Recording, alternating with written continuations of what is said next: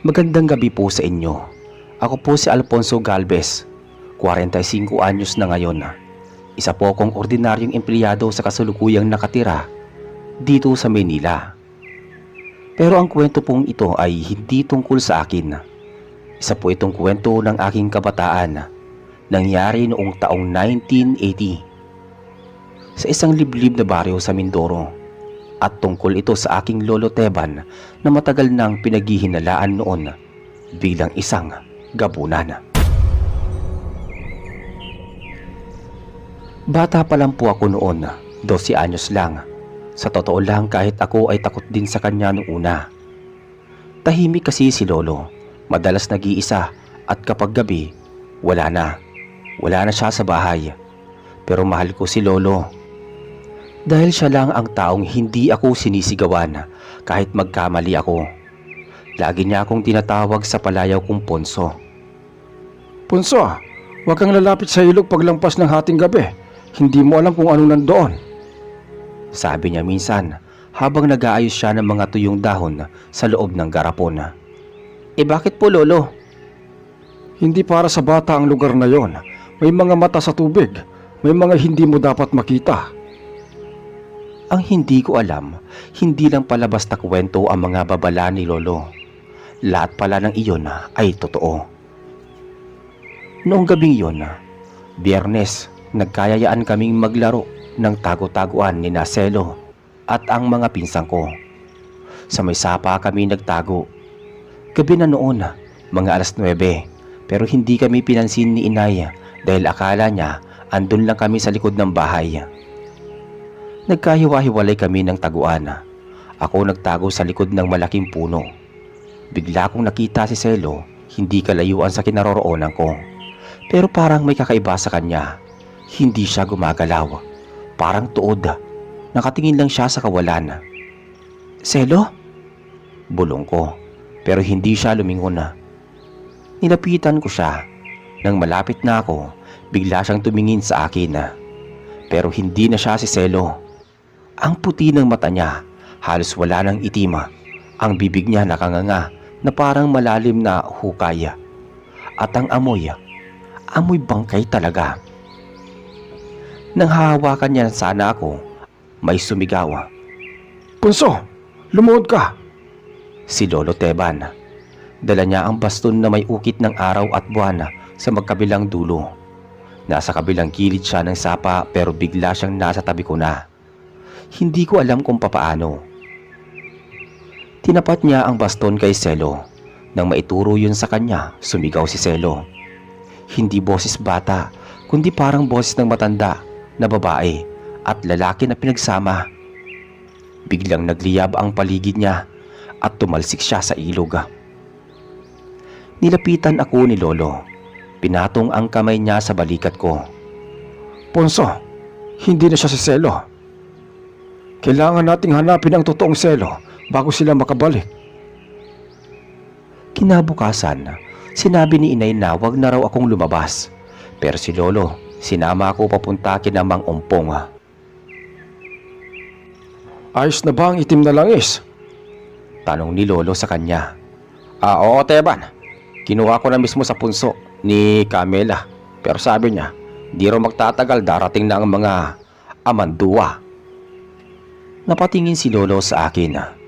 Punso, ngayon mo lang maririnig to pero kailangan mo na rin malaman. Doon po nagsimula ang lahat. Sabi ni Lolo, matagal nang may gumagalaw sa mga kagubatan tuwing ika-13 ng buwan. Mga nilalang na hindi basta-basta. Mga sumisipsip ng kaluluwa, hindi lang dugo. Ang pinuno nila ay si Amandagwa, ang tinuturing na pinakamatandang nilalang ng dilim sa Mindoro. Nais nitong pasukin si Lolo at gawing masamang gabunan. Isang tunay na aswang na kumakain ng tao o sino mang mga bata. Pero tumanggi si Lolo. Pinili niyang gamitin ang kanyang kapangyarihan para lumaban, hindi para sumama. Wala pa noong bata pa ako, isa na akong gabunan. Pero hindi ako pumapatay. Hindi ako nagnanakaw ng sanggol. Ang tungkulin ko, pigilin ang mga tunay na halimaw. Paliwanag ni Lolo. Nang sumapit ang gabi ng ika-13, bigla na lang nag-brown out sa buong baryo. Malakas ang ulan, walang kuryente, puro kandila lang ang ilaw. Doon ko nakita ang isang anino ni Inay, nanginginig habang yakap-yakap ako. "Nasaan si tatang mo?" tanong niya. Hindi ko na rin po alam ang gagawin ko. Lumabas siya bago pa man bumuhos ang ulan. Lumipas ang ilang minuto, bumalik si Mang Umpong, duguan ang braso, may galos sa pisngi. "Minda, nasa labas si Teban. Nagsimula na."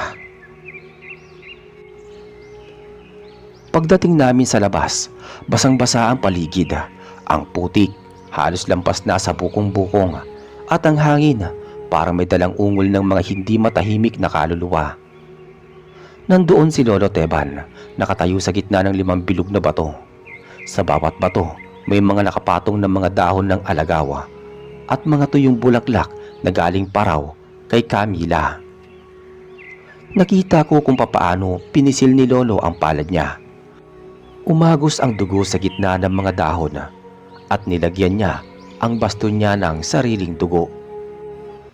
Tumirik na ang mga mata niya, pero hindi sa galit o sakit, kundi sa isang bagay na mas malalim, parang pag-aalay. May nilalabanan na siyang hindi namin nakikita. Biglang humugong ang paligid. Hindi ito hangin, parang sabay-sabay na paghinga ng napakaraming nilalang mula sa kakahuyan. Si Mang Umpong, hawak-hawak ang itim na langis, tumabi kay Lolo. "Teban, nararamdaman ko na papalapit na sila." Tumango si Lolo, saka tumingin sa direksyon ng mga kawayan. "Huwag kayong lalapit kahit anong mangyari." Lo, wag niyo akong iwan!" Tawag ko at nanginginig ang boses ko. Ngunit hindi na siya lumilingon. Maya-maya may lumabas mula sa kakahuyan. Hindi isa, hindi dalawa, kundi mahigit 10. Mapuputla at mahahaba ang leeg at ang mga mata pulang-pula, parang sinindihang baga. Ang ilan sa kanila ay nakakapit pa ang mga pusod. Mga mukhang bata pero baluktot ang katawan. Mga halimaw na hindi na marunong magmahal. Ang mga iyon ang tinatawag ni Lolo na mga alipin ng Amandagwa. Umikot sila kay Lolo. Ang basto niya itinutok sa lupa, saka siya lumuhod. Umusal siya ng salitang hindi ko alam. Hindi Tagalog, hindi rin Latin. Parang wika ng mga puno ng hangin.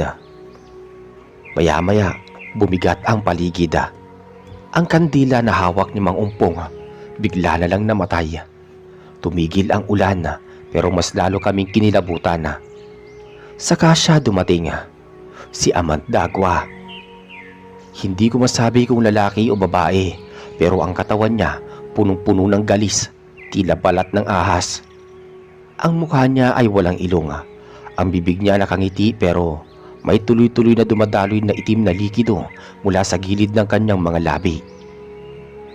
"Gabunan, sumuko ka na," sabi ni Amandagwa. Hindi siya sumigaw, pero narinig sa buong paligid. Tumayo si Lolo. "Hindi ko pinili maging gabunan para sumunod sa inyo." Lumapit ang isa sa mga alipin ni Amandagwa. Tumalsik agad ito palayo nang maituro ng baston na. Nagsimula na ang laban. Isang nilalang ang tumalon kay Lolo, pero inikutan niya ito at tinamaan sa leeg. Parang papel lang ang katawan ng halimaw. Sa bawat hampas ng baston ni Lolo, may umiilaw na mga hugis sa ere. Mga simbolo na hindi ko kilala, pero malinaw na makapangyarihan. Habang nangyayari yun, hinila ko si Mang Umpong palayo. "Ponso, huwag kang lalapit. Hindi para sa mata ng bata ang labang to." "Hindi ko iiwan si Lolo." Umiyak si Inay nang marinig niya ang sigaw ko. Dumating siya. Hinahanap ako sa dilim. "Anong ginagawa mo rito, Minda?" Galit na sigaw ni Mang Umpong. "Narinig ko ang sigaw ni Alfonso. Hindi ko siya nakita sa bahay." Biglang sumigaw si Lolo. Tumama sa kanya ang isa sa mga nilalang. Tumagos sa balikat niya ang isang itim na sibat na galing mismo kay Amandagwa. Nadapa siya, Tumutulo ang dugo sa lupa. Naglakad si Amandagwa papalapit. Marami sa inyong gabunan ang bumaliktad. Pero ikaw, Esteban, matigas ang ulo mo. Kung hindi mo ako kayang labanan sa gabi, paano mo ko lalabanan kapag ginamit ko na ang apo mong si Alfonso? Nang marinig ni Lolo yon, tumingin siya sa akin, saka biglang tumayo. Parang wala siyang sugat. Tandaan mo, Amandagwa, hanggat humihinga ako, hindi mo mahahawakan ang lahi ko. Itinayo niya ang baston, itinutok sa langit. May matinis na tunog ang sumunod. Napasigaw ang lahat ng nilalang. Ang mga mata nila biglang nagsilabasan sa kawalan, parang pinunit na tela. Niyakap ako ni inay ng mahigpit. Anak, huwag kang titingin. Pero hindi ako makapikit. Gusto kong makita ang lahat. Maya-maya, biglang nagsalita si Camila. Lumitaw mula sa dilim. Nagsimula na ang paghuhukom, Esteban. Ngayon na ang gabi ng pagpili. Camila, anong ginagawa mo rito? Gulat na tanong ni Mang Ompong. Matagal ko nang alam ang darating na gabi na to. At alam ko, may batang makakakita sa katotohanan. Lumapit si Camila sa akin. Tinapik ang aking noo. Alfonso, anak ng liwanag at anino, tanging ikaw ang makakakita sa dalawang daigdig. Maya-maya, hinimatay ako. Pagmulat ko, umaga na. Nakahiga ako sa banig sa loob ng bahay ni Lolo. Tahimik ang paligid. Wala si Lolo, wala si Mang Ompong, wala si Camila. Lumabas ako at maraming tao sa labas. May pulis, may barangay, may osyoso. Nasaan si Lolo? Tanong ko kaagad. Walang sumagot. Nasaan si Lolo Teban? Ulit ko ng mas malakas. Lumapit si inay, hawak niya ang baston ni Lolo. Basa pa ng dugo sa dulo. Anak, wala na ang tatang mo. Hindi totoo yun. Iniwan niya yan sa harap ng bahay. Saka lang siya nawala. Walang iniwang salita. Wala ring bakas ng sapatos o parang naglaho na parang bula. Isang linggo ang lumipas. Tulala lang ako sa ilalim ng puno ng mangga. Doon ako madalas isinama ni Lolo dati para turuan kung paano mag-ukit ng kahoy. May iniwang kahon doon na nakatago sa ugat ng puno. Binasag ko ang padlock at sa loob may papela. Isang lumang larawan naming dalawa at isang pulseras na yari sa sinulid at buto. May sulat doon at ang nakalagay. Punso, kung kailan handa ka, suotin mo na ito. At tandaan mo, hindi lahat ng gabunan ay halimaw. May ilan sa amin nagpipili ng tama, kahit tinatanggihan kami ng liwanag. Napaiyak ako sa sulat na yon. Hindi ko maintindihan lahat ng nangyayari pero alam ko isang bagay. Si Lolo nilabanan ang kampon ng kadiliman para sa amin. Makalipas ang isang buwan, mula nang mawala si Lolo Teban, hindi pa rin siya natatagpuan. Kahit ilang beses nang pinasuyod ang labas, ang kakahuyan sa may sapa at ang lumang punso malapit sa ilog, wala silang nahanap. Ni isang bakas ng tsinelas, dugo o anumang suot. Wala talaga. Pero ako, alam kong buhay pa siya. Alam ko, kasi gabi-gabi naririnig ko ang baston niya na tumutunog sa labas ng bahay. Yung tunog na parang may kahoy na tumatama sa bato. Hindi siya nagpakita pero pinapaalala niyang nandyan pa rin siya. Isang gabi habang tulog si inay sa duyan, bumangon ako, suot ko ang pulseras na iniwan ni Lolo. Dahan-dahan akong lumabas ng bahay. Walang buwan noon pero maliwanag ang paligid. Maliwanag hindi dahil sa ilaw, kundi dahil sa mga alitap-tap na parang sinadyang gabayan ako. Naglakad ako papunta sa lumang punso kung saan nagkita sina Lolo at Camila dati. Nang makarating ako doon may nakaupong babae sa tabi ng punso. Si Camila. Alfonso, handa ka na bang makinig? Umupo ako sa tabi niya. Ano po bang totoo, Camila? Totoo po ba talaga na lahat ng nangyari? At nasaan si Lolo?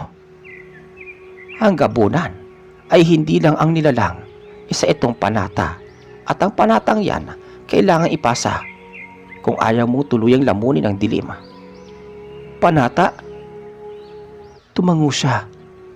Pinili ni lolo mo na gamitin ang kanyang sumpa para sa kabutihan. Pero hindi habang buhay ang panata. Kailangan may susunod sa yapak.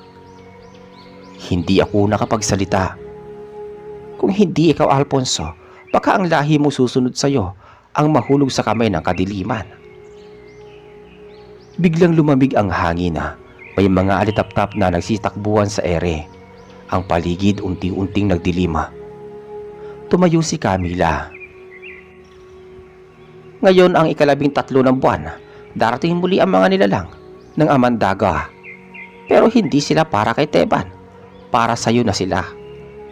Bakit ako? Hindi mo na kayang baliwalain ang dugo na nananalaytay sa'yo. Gabunan ka rin, Alfonso. Pero ang tanong, alin ang pipiliin mo? Nang makauwi ako, tahimik lang ako sa bahay. Hindi ko sinabi kay inay ang tungkol kay Camila. Ilang araw akong walang imik. Si Mang Umpong misang dumalaw at binigyan ako ng maliit na supot. May laman itong pinatuyong dahon, sinulid na pula at maliit na salamin. Sabi ni Camila, ikaw na raw ang bantay ngayon. Bulong niya. Anong bantay? Tanong ko. Bantay ng daan sa pagitan ng mundo natin at mundo ng mga nilalang. Nagsimula na ang pag-usbong. Hindi mo na kailangan tanggihan. Bakit hindi mo ba nararamdaman? At doon ko na nga napansin ang pagbabago. Tuwing alas 12 ng gabi, naririnig ko ang mga yapak sa bubong kahit wala namang pusa. May mga kung anong dumadaan sa gilid ng bintana, pero pagsilip mo, wala namang tao.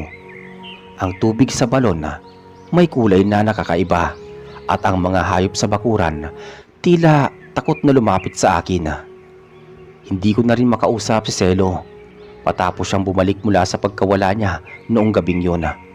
Parang iba na siya, tahimik, lagi nakatitig sa kawalan. Minsan nahuli ko siyang nakangiti habang may sinasaksak siyang manika ng pinsan naming babae. Sinumbong ko kay nanay pero sabi lang niya baka raw may trauma si Selo at wag ko na raw pakialaman. Pero alam ko, hindi trauma yun. Isang gabi, habang natutulog si inay, may narinig akong kaluskos sa bubong. Bumangon ako. Kinuha ko ang supot na ibinigay ni Mang Ompong. Inilagay ko sa bulsa ang salamin at pulang sinulid. Lumabas ako. Hawak ang kandila. Sa may likod ng bahay, may nakita akong lalaki. Baluktot ang katawan pero mahaba ang buhok. Nakasuot siya ng puting sando na may mantsa ng putik at dugo. Hindi ko siya kilala. Boy, gusto mo bang sumama sa akin? Marami tayong makakain doon. Hindi ako sumagot. Masarap yung karni ng batang di pa bininyagan. Gusto mo ba yun? Itinapat ko sa kanya ang salamin. Bigla siyang napatras. Umusok ang balat niya. Tumalsik siya pabalik sa may damuhan. Maya-maya biglang lumabas si inay. Dala ang walis tingting. Alfonso, anong ginagawa mo dyan? Inay, huwag po kayong lalapit. Hindi yan tao. Pero hindi siya nakinig. Tumakbo siya papunta sa akin. Paglapit niya sa lalaki, biglang tumakbo ito papalayo at tumalon sa likod ng bakod. Hingal na hingal ako. Nilapitan ko si inay at niyakap. Ano ba yan, anak? Inay, dumarating na po sila. Sabi ko naman dito. Kinabukasan kinausap ko si Mang Ompong. Sabi niya, panahon na raw para dalhin ko sa santuwaryo ang lugar kung saan unang nagsasanay si Lolo bilang gabunan. Sumama ako sa kanya. Nakarating kami sa isang lumang kuweba sa paanan ng bundok. May lumang ukit sa gilid ng bato. Mukha ng tao, may mata pero walang bibig. Alfonso, dito ka magpapalakas. Dito mo rin malalaman kung kaya mo talagang panindigan ang iniwan ni Teban. Sa loob ng kuweba, may lumang upuan na yari sa ugat ng puno ng balite. Pinaupo ako ni Mang Ompong. Sa harap ko may 3 bagay. Baston, kutsilyong gawa sa bato at itim na palanggana na may tubig. Alin sa tatlong yan ang pipiliin mo? Tanong niya. Bakit naman po? Yan ang unang hakbang. Kung pipiliin mo ang baston, pipiliin mong lumaban. Kung kutsilyo, pipiliin mong kalimutan at lumaban sa sarili mong paraan. Kung tubig, pipiliin mong takasan ang lahat. Tumingin ako sa bawat isa. Nanginginig ang kamay ko. Pero hindi sa huli. Kinuha ko ang baston. Pagkahawak ko sa baston, biglang lumakas ang hangin sa loob ng kuweba. Umikot ang tubig sa palanggana kahit walang humihipo. Ang mga ilaw ng alitaptap sa kisame ng kuweba nagliwanag. Umalingaw-ngaw ang boses ni Lolo. Ponso anak, anak ng lahi ko. Hindi lahat ng ipinanganak sa dilim ay nakatadhana sa kasamaan. Tumulo ang luha ko. Naramdaman ko ang kamay ni Lolo sa aking balikat kahit wala siya roon. Hindi ko alam kung papaano pero sigurado akong nasa paligid lang siya. At dito na nga. Natanto ko ang lahat. Hindi na ako ang dating Alfonso na takot sa dilim. Ako na ngayon ang bantay sa pagitan ng tao at ng mga nilalang na gustong pumasok sa ating mundo. Matapos kong piliin ang baston, parang may bigat na pumatong sa aking dibdiba.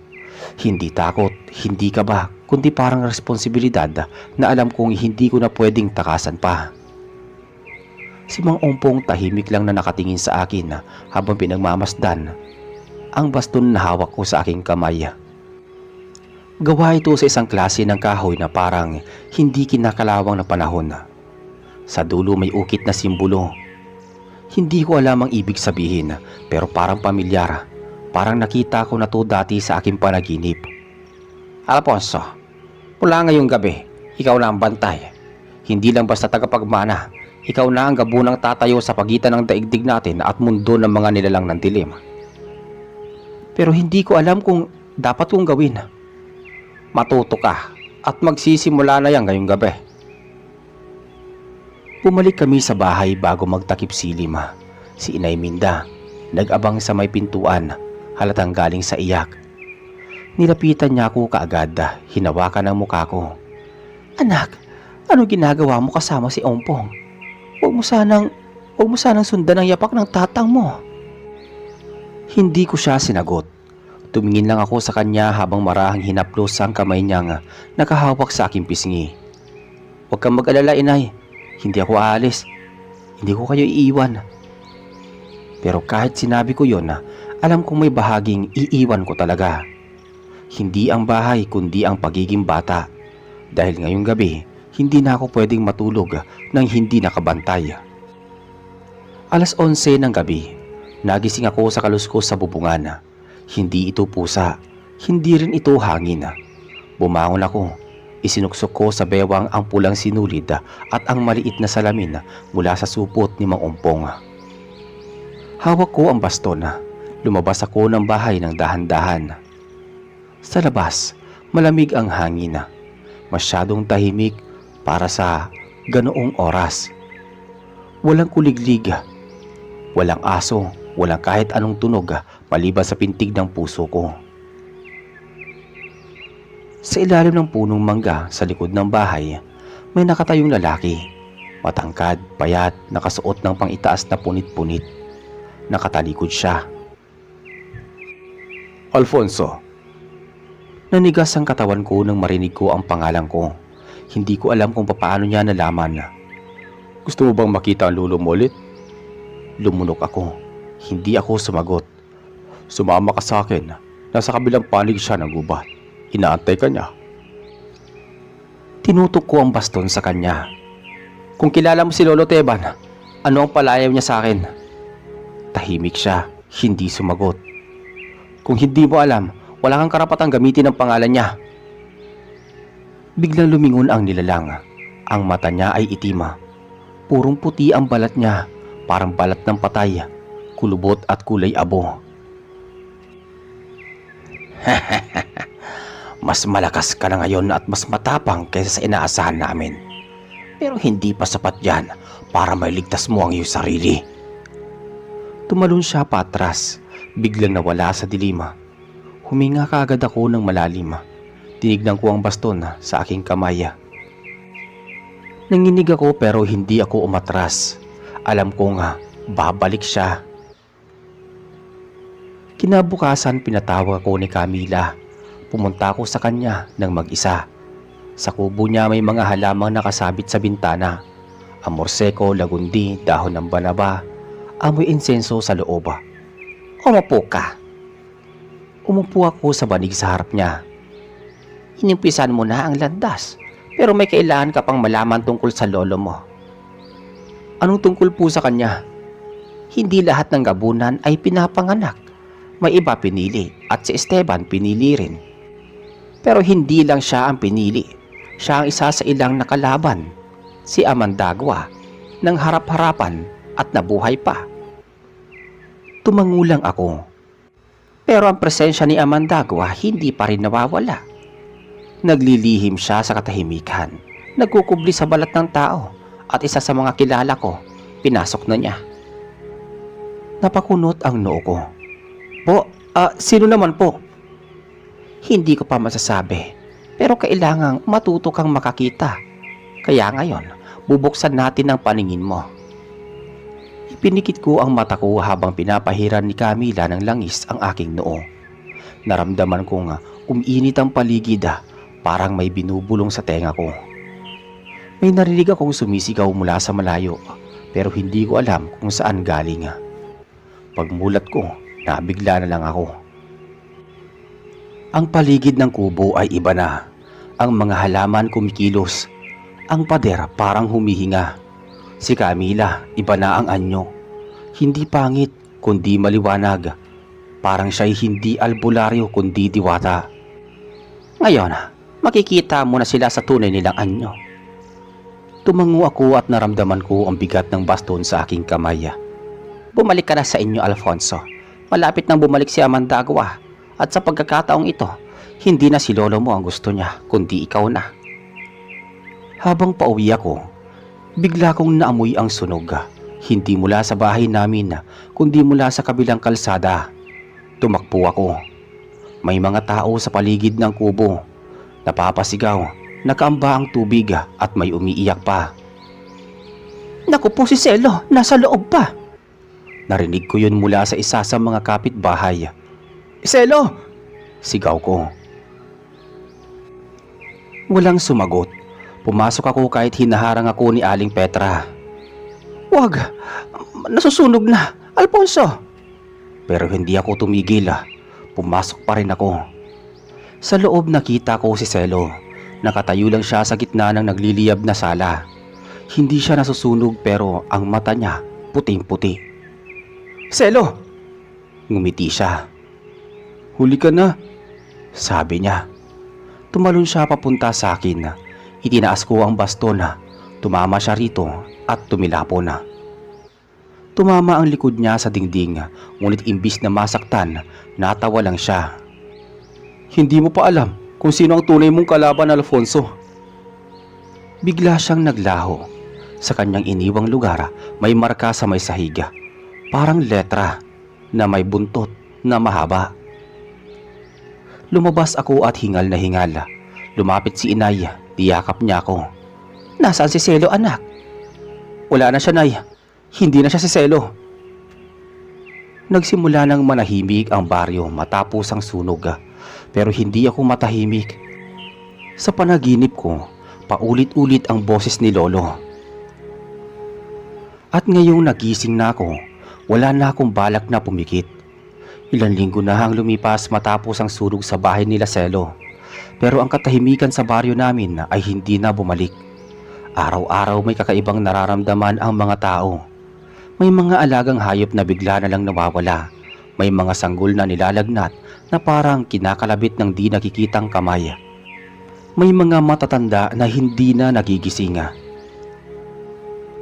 Lumalalim ang gabi. Lumalakas ang takot. Ako naman, hindi na rin makatulog ng maayos. Tuwing pipikit ako, bumalik ang imahe ni Selo. Ang anyo niyang wala na sa sarili na parang sinapian ng kadiliman. At yung markang iniwan niya sa may sahig bago siya naglaho.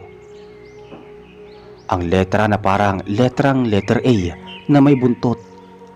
Paulit-ulit kong nakikita kahit nakadilat ako. Amandagwa? Bulong ko minsan habang nakatingin sa langit na walang bituin na. Hindi siya nagkukubli. Paparating na siya. Kinausap ko si Mang Ompong kinabukasan. Handa na ako. Sabi ko, hawak ang baston ni Lolo Teban. Handa saan? Sa huling laban. Hindi ako pwedeng matulog habang pinapanood lang ang mga tao rito na unti-unting nawawala. Alfonso anak, kung lalaban ka, dapat buo ang loob mo. Hindi mo na kayang umatras pagkatapos neto. Hindi na ako maatras mula noong kinuha nila si Lolo. Kung ganon, mamayang gabi, sa lugar kung nasaan ang unang nagharap sina Lolo mo, sa likod ng punso ni Camila, doon ka nila sasalubungin. Bumaba ang dilima. Magsasara na sana ang tindahan sa palengke pero tila may bumubulong sa hangin. Kahit ang mga ibon hindi na umuuwi sa pugad. Ramdam ng lahat na may darating. Pagkarating ko sa may punso, naroon si Camila, nakasuot ng itim balabal, hawak ang tuyong sanga ng kawayan. Ang gabing ito ay gabing walang bituin, gabi ng pagtimbang ng kapangyarihan. Sabi niya. Tumingin ako sa paligid. Napansin kong may 4 na matandang lalaki sa may kadiliman, mga tagabantay ng santuaryo. Tahimik lang sila pero ramdam ko ang lakas na bumabalot sa kanila. Tumayo ako sa gitna ng bilog. Humawak ako sa may baston na pinikit ko ang aking mga mata. Lolo, kung naririnig mo na ako, bigyan mo ko ng lakas. Nang dumilat ako, narinig ko ang yapak mula sa kadiliman. Mabagal at mabigat. Si Selo. Pero hindi na siya si Selo. Ang katawan niya ay may namumutok na ugat na kulay itim. Ang balat niya parang sapin ng ahas. Ang mata niya hindi na kulay puti, kundi pula na parang apoy. At mula sa likod niya, lumabas si Amandagwa. Malaki, mabaho. Ang katawan ay parang kinulapol ng laman ng bangkay. Sa bawat hakbang niya, namamatay ang damo sa paligid. Alfonso, apo ng gabunan. Ngayon ikaw naman ang susubok. Sa huli lahat kayo sa amin pa rin babagsak. Itinaas ko ang bastona. Tumibok ito sa aking kamay, parang may sariling pulso. Nanginginig ang ukit sa dulo. May narinig akong sigaw. Hindi ko alam kung saan galing o sa ibang panig ng mundo ba. Hindi mo kami pag-aari, sigaw ko. Tumakbo si Selo sa aking direksyon. Bitbit niya ang matalas na kuko na parang bakal. Tinamaan ko siya ng baston sa may tiyan. Umusok ang balat niya. Sumigaw siya pero bumangon ulit. Dumapo siya sa taas ng punso. Mabilis, parang wala ng buto ang katawan. Bigla namang nagsalita si Camila. Alfonso, gamitin mo ang pulseras. Sa dugo ng iyong lahi, bubukas ang kapangyarihan. Tinanggal ko ang pulseras sa kaliwang kamay ko. Itinali ko ito sa bastona. Napansin ko nga nagbago ang kulay ng kahoy. Mula sa kayumanggi, naging kulay abo. Tumalon si Selo papunta sa akin. Pero bago siya makalapit, itinuro ko ang baston sa lupa. Sumabog ang liwanag. Napasigaw si Selo. Ang katawan niya ay unti-unting natutunaw, naging abo, nawalan ng anyo. Si Amandagwa hindi natinag. Mas pinili mo ang liwanag, pero hindi ka patapos, Alfonso. Lumapit siya sa akin. Tinuro ko ang baston sa kanya. Tumama ako ng 1, 2 hanggang 3 beses, pero parang wala siyang nararamdaman. Hindi mo ko matatalo sa lakas lang ng bata. Tumigil ako, huminga ng malalim. Inalala ko ang sinabi ni Lolo. Hindi sa lakas ko nakamit ang tagumpay, kundi sa pagpili ko ng tamang panig. Sabi niya noon na. Isinara ko ang mga mata ko. Kung totoo kang ang nilalang ng kadiliman, ipapakita ko sa iyo ang liwanag ng lahi ko. Itinuro ko ang baston sa langit. Gabo ng tagapagtanggol, ako si Alfonso, apo ni Esteban, at pinili kong ipagpatuloy ang kanyang panata. Tumunog ang baston. Tumirik ang liwanag sa paligid. Ang mga puno tila na puno ng apoy. Ang lupa ay umuga. Napasigaw si Amandagwa. Sa huling pagkakataon, nakita ko siyang napaluhod. Kumapit siya sa lupa. Mali ang pinili mo, Alfonso. Hindi. Sa huli, dilim pa rin ang mananalo. Itinuro ko sa kanya ang baston. Hindi, kung may mga tulad naming hindi sumusuko. Isang huling sigaw, isang liwanag, at pagkatapos, katahimikan. Nagising ako sa sariling kama. Si inay nakaupo sa gilid, pinupunasan ng aking pawis. Anak, salamat at bumalik ka na. Ligtas na po ba ang lahat? Tanong ko. Tumango siya habang naiiyak. Salamat sa iyo anak at sa lolo mo. Pagkatapos noon bumalik sa normal lang takbo ng buhay sa baryo. Walang nawala, wala nang kaluskos tuwing gabi. At higit sa lahat, wala nang ang pangalang Amandagwa sa paligid. Nilibing namin sa ilalim ng punong mangga ang baston ni lolo, kasama ang pulseras. At sa tuwing uupo ako doon parang naririnig ko pa rin ang boses niya at nagsasabing, Hindi lahat ng gabunan ay halimaw. Minsan, sila ang tunay na tagapagligtas ng bayan. ang ating pagkatao ay hindi nasusukat sa dugo o lahi. Ang tunay na halaga ng isang tao ay nasusukat sa mga disenyong ginawa niya. Lalo na kapag kailangan niyang pumili sa pagitan ng sarili at ng kabutihan para sa mas nakakarami. Minsan ang taong kinatatakutan ng marami ay siya palang tagapagligtas. Huwag agad husgahan ang isang tao base sa anyo o pinanggalingan. Mas mahalaga kung paano siya lumaban para sa tama. Ako po si Alfonso Galvez at taos-puso akong nagpapasalamat sa inyo sa pagbibigay ng boses sa kwento ng aking pamilya. Isa rin po itong paraan ng paalala sa kabayanihan ng isang lalaking buong buhay kong hinangaan, si Lolo Teban, ang gabunang hindi kailanman yumuko sa kadiliman. Maraming salamat din po sa lahat ng mga tagapakinig. Sana'y naiparating ko ang aral at halaga ng paninindigan kahit sa gitna ng takot, kahit sa mundong puno ng hiwaga. Mabuhay po tayong lahat. Taong 1985, panahon ng tag-ulan, basa ang mga daan at malamig ang hangin sa makabundukan ng Sibalom, sa bandang paanan ng gubat kung saan kami nakatira noon. Madalas kami maglaro ng mga kaibigan ko, pero ako, may isa akong lihim na pinupuntahan, ang maliit na sapa sa gitna ng masukal na bahagi ng kagubatan. Doon ko siya unang nakita, si Elira. Nandiyan ka na naman? Sabi ng boses mula sa mga punong malalaki. Tumigil ako at tumingin sa paligid. Elira? Tanong ko. Biglang lumabas mula sa likod ng puno ang isang dalagang may mahabang buhok, mapuputi ang mata at balat na tila may kinang sa liwanag ng araw, pero ang ngiti niya malamig. Ano bang ginagawa mo ulit dito, Yani? Tanong ni Elira habang lumalapit. Namimiss lang kita. Totoo bang diwata ka? Sabi ko. Hindi lang basta diwata. May dugong itim ako na hindi ko hiniling. Si Elira ay anak ng diwata ng kalikasan, si Dayang Liris, at ng isang dating aswang na si Amaro.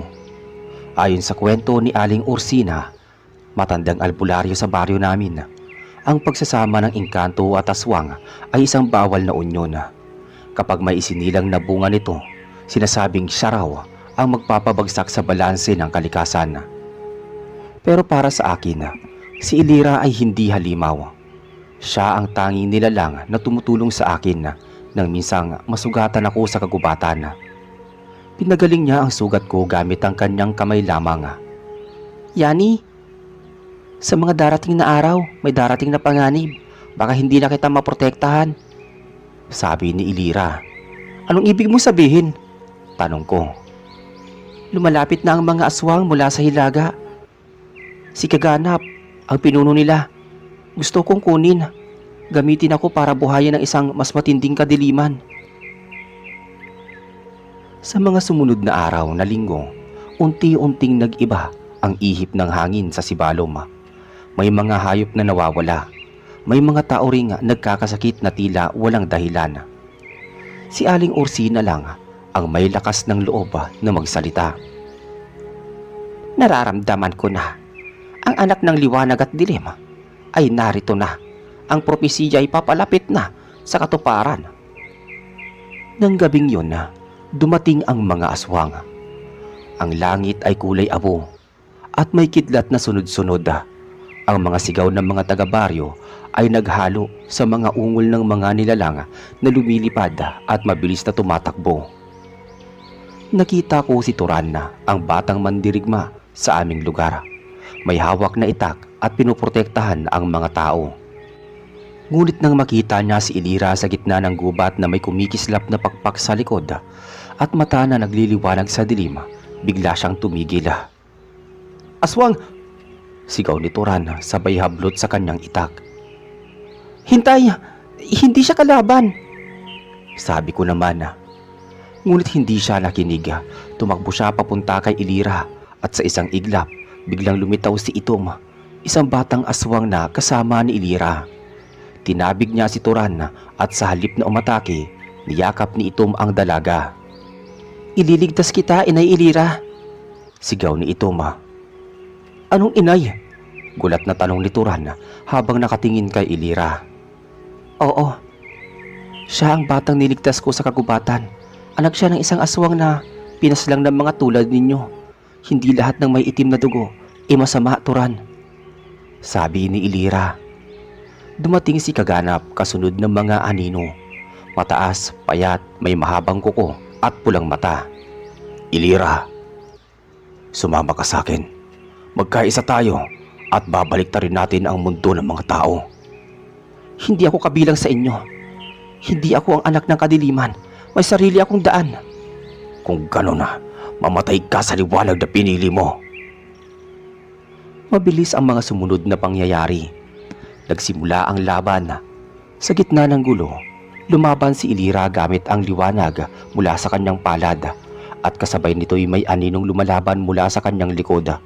Tila aswang na kontrolado niya. Hindi ako pipili ng panig. Ako ang magiging tulay.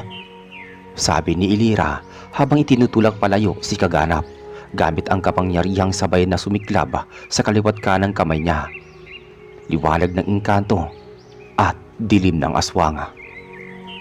Nang matalo si Kaganap, naglaho ito na parang alikabok. Tahimik ang paligid noon. Ang mga aswang ay nagsitakbuhan. Si Turan ay lumapit kay Elira. Duguan ngunit buhay. Ikaw ang nilalang na sinasabi sa propesiya. Oo, pero hindi ako ang sisira sa inyo, kundi ang magliligtas. Pagkatapos ng gabing yun, si Elira ay hindi na muling nakita sa Sibalom. Ngunit sa loob ng gubat, sinasabi ng mga matatanda na may dalagang may mahabang buhok na lumalakad sa dapit hapon kasama ang isang batang lalaking aswang na tila anak niya. Sa tuwing may nawawala sa kagubatan, kadalasan ligtas itong bumabalik na may mga sugat na tila hinaplos ng liwanag. Nang lumipas ang gabing yun, tahimik muli ang Sibalom, ngunit ang katahimikan ay hindi tanda ng kapayapaan, kundi ng tensyong naghihintay ng panibagong pagsabog. Mula sa araw na yun, maraming nagtanong saan napunta si Elira. Totoo bang lumisan na siya o pinipiling manatiling tago? Ako si Yani, alam ko ang totoo. Hindi siya umalis. Nananatili siyang nagmamasid mula sa kadiliman ng gubat. Ilang linggo matapos ang laban kay Kaganap, nagkasakit ang mga pananim sa baryo. Hindi na tumubo ang palay, namatay ang mga puno at tila may mabahong amoy na bumalot tuwing dapit hapon. Sabi ng iba, baka raw sumpa ito. Pero para kay Aling Ursina, may mas malalim pang dahilan. Si Turan, na ngayon ay tinuturing ng tagapagtanggol ng baryo, ay araw-araw nag-iikot. Matamlay siya, tila may mabigat na iniisip. Hindi na siya katulad ng dati. Mula nang mawala si Elira, parang may nawalan ng kulay sa paligid niya.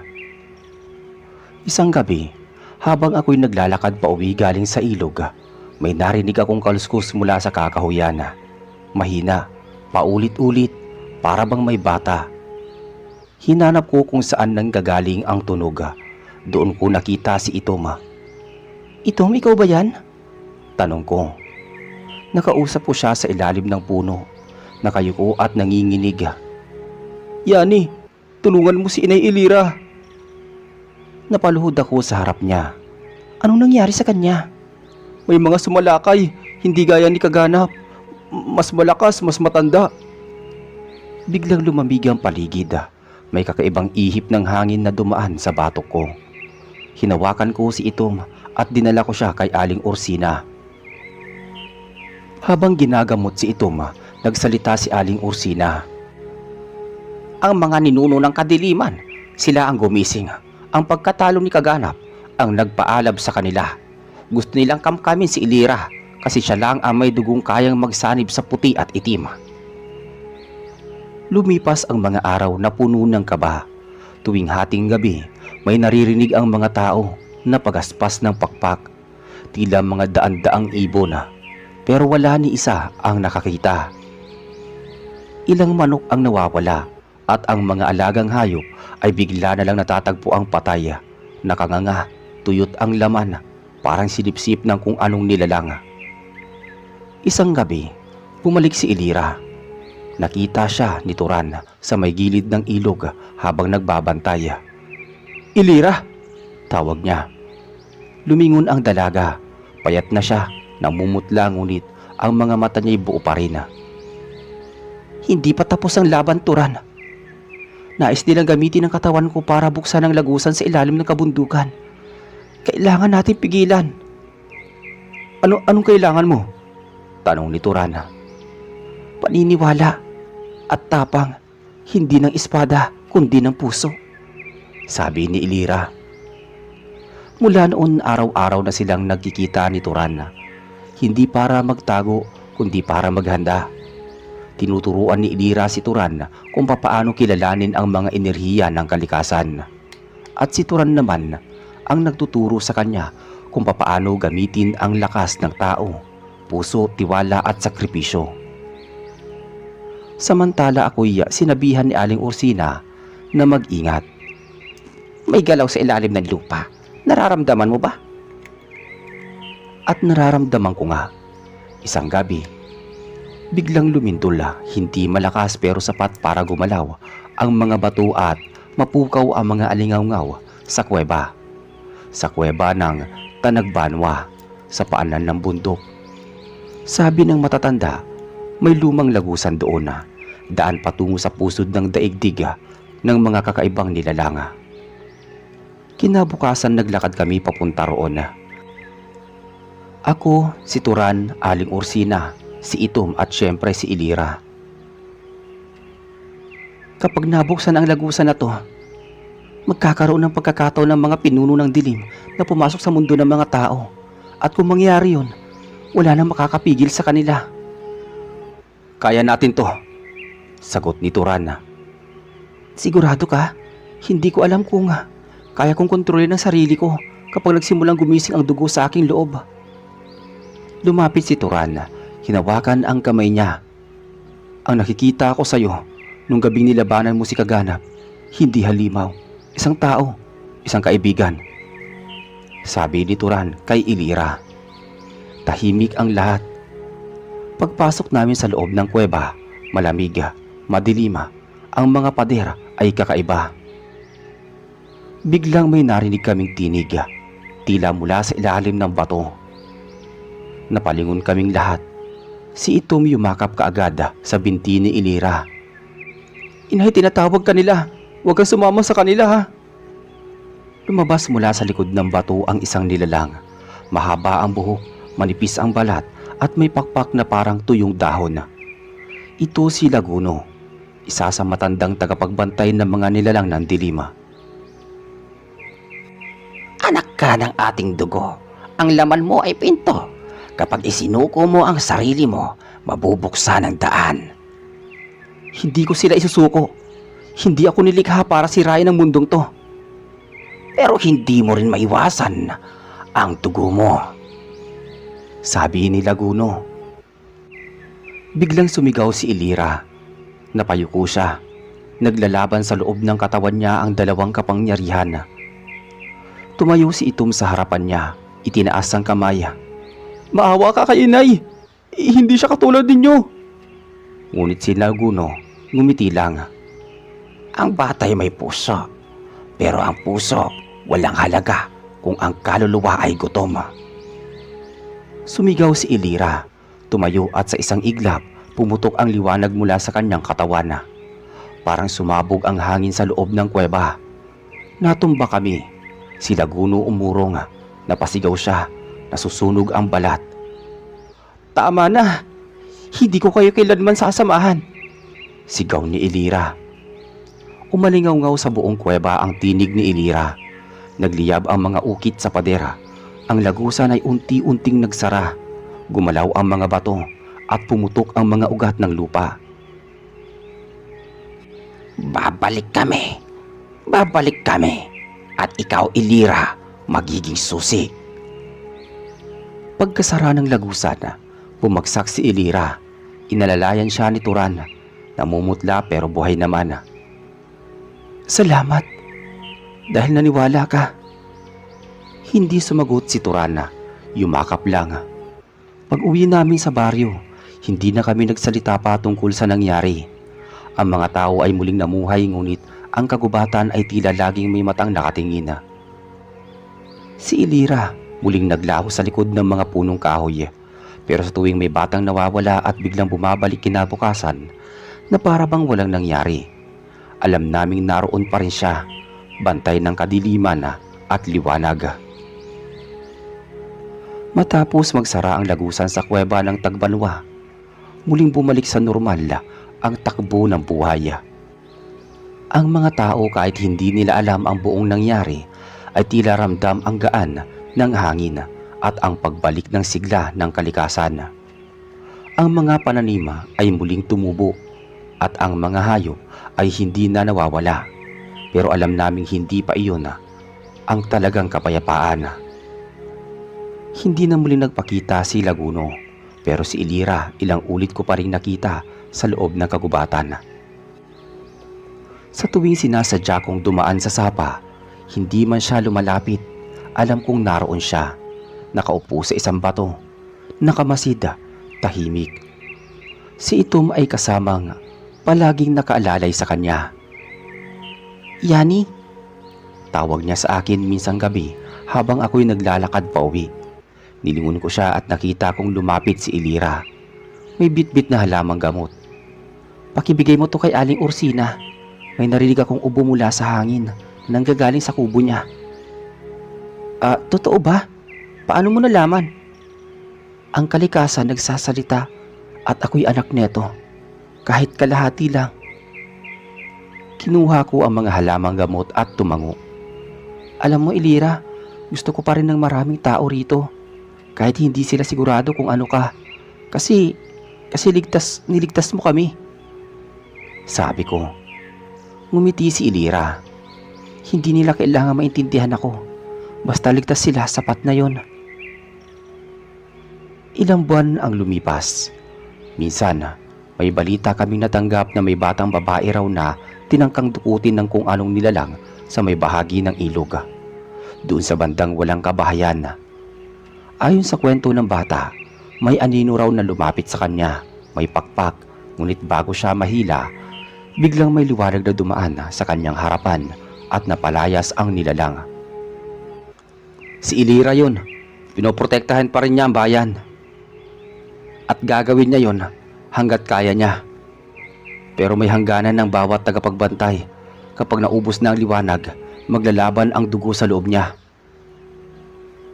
Minsang gabi, bumisita sa akin si Itom. Laking gulat ko nang bigla siyang sumulpot sa may bintana namin. Yani, gising ka pa? O anong ginagawa mo rito? Delikado sa labas. Sagot ko habang binubuksan ang bintana. May paparating. Mas malakas pa kinakaganap at Laguno. Ha? Anong ibig mong sabihin? May matanda, si Binukaw. Siya yung lulo ng mga unang aswang. Nasa malayong bundok siya naninirahan, pero ginising siya ng mga nawawalang kapangyarihan. Gusto niyang kunin si Inay Ilira kasi siya raw ang susi para makalabas siya sa kabundukan at maging hari ulit ng dilim. Napatigil ako. Teka, anong gagawin natin? Si Inay, nag-iisa sa gitna ng gubat, pinoprotektahan niya ang taniman ng mga halamang engkanto. Doon kasi nila gustong dumaan para palakasin ang sarili nila. Kinabukasan, nagpasya si Turan na puntahan si Ilira. Ako at si Itom sumama. Pagdating namin sa gitna ng gubat, naroon si Ilira. Nakaluhod siya sa harap ng isang puno nga may puting bulaklak na tila naglalabas ng usok. Ilira, kailangan mo umalis dito. Ayon kay Itom, may paparating daw. Hindi ako aalis. Hindi ko pwedeng iwan ang punong to. Ito ang puno ng Albina, ang huling punong may taglay ng lakas para pigilan ang pagbukas ng lagusan ni Binukaw. Pero paano mo siya pipigilan kung ikaw lang mag-isa? Di ako mag-isa. Narito na kayo. Sagot ni Ilira. Biglang dumilim ang paligid. Umalon ang hangin at ang mga sanga ng punong kahoy ay tila lumuluha ng itim na likido. Lumitaw mula sa malayo ang isang nilalang na tila pinagsama-samang usok, laman at buto. Ilira! Sanggol ng diwata at kadiliman, sumama ka sa akin. Binukaw, matagal ka nang nananahimik. Huwag mong sirahin ang mundong ito muli, sabi ni Aling Orsina. Ngunit si Binukaw ay lumapit, lumutang. Ako ang tunay na hari. Sa dugo mong may dalang pinto, magigising akong ganap. Kung gusto mong magising, kailangan mo akong talunin. Lumipad si Ilira. Tumama ang liwanag mula sa kanyang palad sa aninong bumabalot kay Binukaw. Ngunit mabilis itong sinipsip ng dilima. Tumalbog si Ilira sa isang puno. Tumakbo si Turan para saluhin siya at si Itom ay humarang sa harap ng nilalang. Huwag mo sasaktan si Inay! Sigaw nito. Hawak ang isang sanga ng puting punong Albina. Ang sanga ay biglang lumiwanag. Tumama ito sa anino ni Binukaw at sumigaw siya sa sakit. Ang liwanag ng Albina! Bulong ni Binukaw. Tumayo si Ilira. Duguan ang labi, ngunit matatag ang tingin. Hindi mo ako pag-aari. Hindi ako nilikha para sa'yo. Binuhos niya ang lahat ng liwanag sa kanyang katawan. Sinabayan ng sigaw ng kalikasan. Umuga ang lupa. Napasigaw si Binukaw habang tila hinihigop ng mismong ugat ng kagubatan ang kanyang buong katauhan. Muling sumara ang kalangitan at huling sandali, narinig naming lahat ang malalim na tinig. Babalik ako! Pagbagsak ni Ilira, sinalo siya ni Turan. Ako naman ay tumakbo papalapit habang si Itom ay umiiyak sa gilid. Alam kong may darating pang kapahamakan, ngunit hindi rin ako susuko. Mahinang sabi ni Ilira. Ilira, hindi ka kailanman naging halimaw sa aking paningin. Ngumiti si Ilira kahit mahina. Hindi mo kailangang ipagsigawan. Ang tiwala mo sapat na. Sa sumunod na mga araw, inilagaan namin si Ilira. Si Itom ay hindi na umalis sa tabi niya. Si Turan ay nagbantay sa paligid. Ako naman, isinulat ko ang bawat pangyayari sa isang kwaderno na hanggang ngayon ay tinatago ko. At sa bawat araw na lumilipas, mas lalo kong naiintindihan ang kanyang katauhan. Hindi siya nilikha para manirahan lang sa pagitan ng liwanag at dilim. Si Ilira ay nilikha para pagsamahin ito. Para ipakita sa ating lahat na minsan, ang pinakamalalim na kadiliman ay matatalo ng liwanag ng isang pusong may tapang, mapagmahal, kahit siya man ay tinatawag ng iba na halimaw. Sa paglipas ng mga linggo, bumalik ang sigla ni Ilira. Bagamat may bakas pa rin ng pagod sa kanyang muka, ang kanyang presensya ay tila muling nagbigay ng panatag na pakiramdam sa paligid. Si Turan ay laging nasa kanyang tabi, tahimik na tagapangalaga.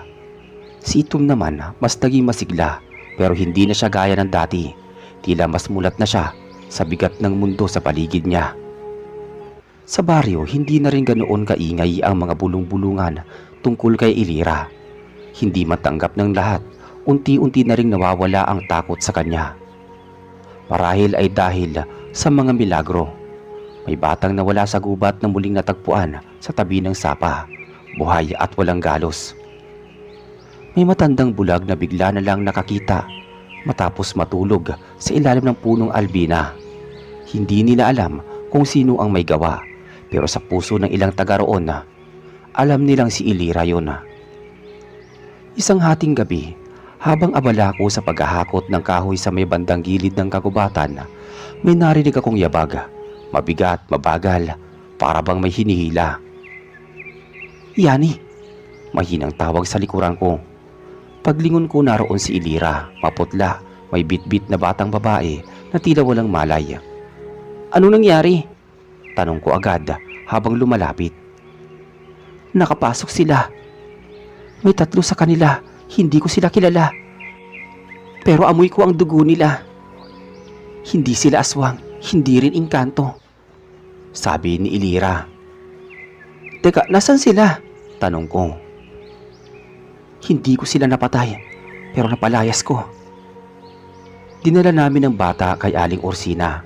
Pagkabigkas pa lang ng matanda sa kanyang orasyon, napabangon ang bata at naluha. Tila nanumbalik ang alaala, pero hindi niya maikwento kung ano ang nangyari.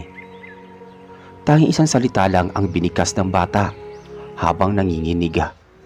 At ang sabi niya, "Bakunawa." Nagkatinginan kami, inaturan, Ilira at Aling Orsina. "Hindi ba yun alamat lang? Yung bakunawa na yan?" tanong ni Turan. "Hindi lahat ng alamat katang isip.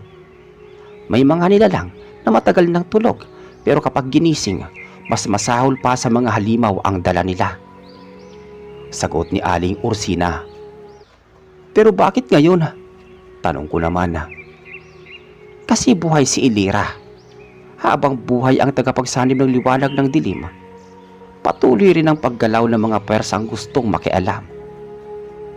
Lumipas ang 3 araw, tahimik, pero isang gabi, dumagundong ang lupa.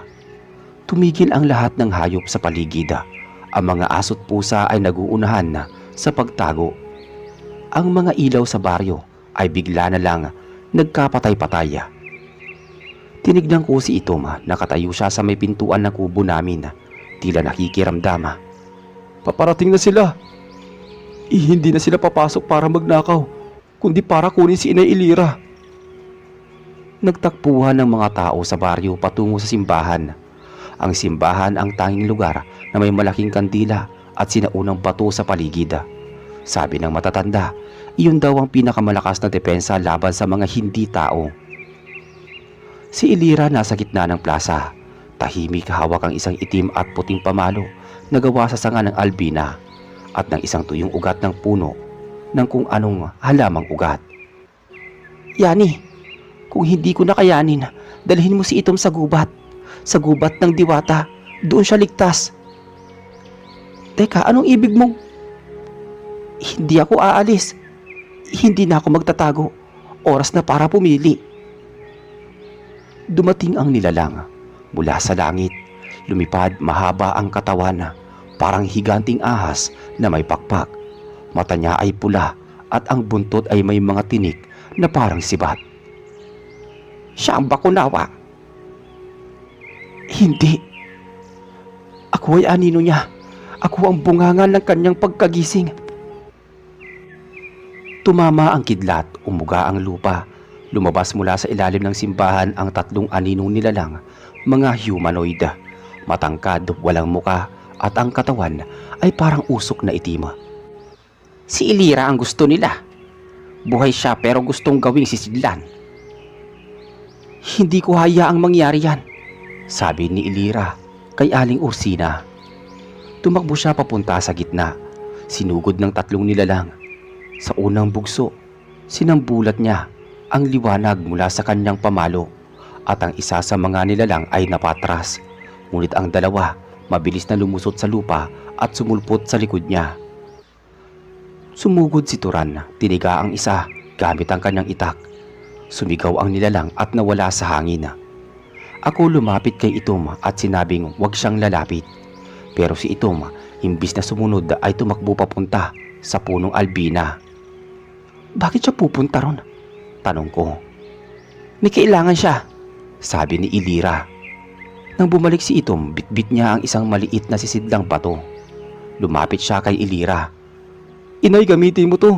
Ito raw ang puso ng albina, sabi ni Itom. Binigay sa akin ang boses ng puno. Tinignan ni Ilira ang bato. Maliit lang, kumikislap ngunit habang hawak na ito, unti-unting nagliwanag ang paligid. Maya-maya, umungol ang bakunawa na animoy nagalit bigla. Bumagsak ito sa lupa at nayanig ang buong lugar.